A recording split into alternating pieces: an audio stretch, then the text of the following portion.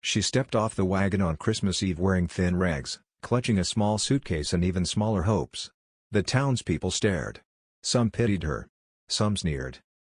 But the single father who had sent for her, he looked at her as if she was the answer to a prayer he hadn't dared to speak aloud. Snow drifted softly over the quiet western town as the evening sky dimmed into shades of silver and blue.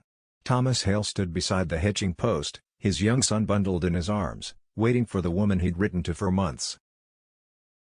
He told himself he needed help, someone kind, someone steady, someone who wouldn't fear a life carved from hard work and hope. He hadn't expected anything more. But when the wagon rolled in, he felt his breath catch.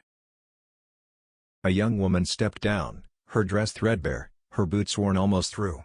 She held herself with a quiet dignity despite the cold biting through her clothes. Her eyes, soft, hopeful, tired, searched the crowd as though she expected to be turned away.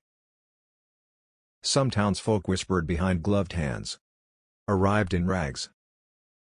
He must be desperate. Poor thing.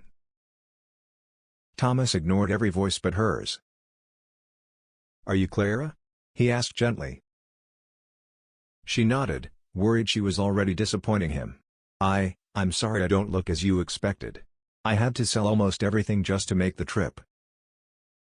Thomas shifted his son to one arm and removed his coat, draping it over her shoulders before she could protest. "You came all this way," he said softly. "That's worth more than fine clothes." Clara blinked, stunned. No man had ever looked at her with such sincerity, not as a burden, not as a transaction, but as someone who mattered. A small hand tugged at her skirt. Thomas's son peered up with big curious eyes. "Are you the lady who's gonna stay with us?"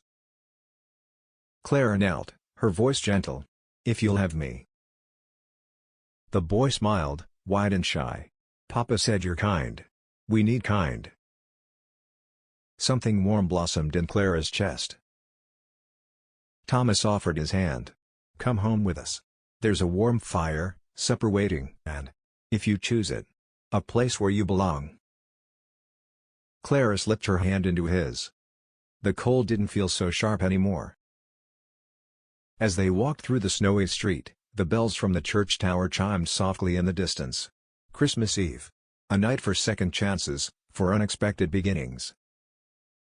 And in that quiet moment, wrapped in a borrowed coat and a newfound hope, Clara realized she hadn't just answered an ad. She'd stepped into the life she'd been hoping for all along.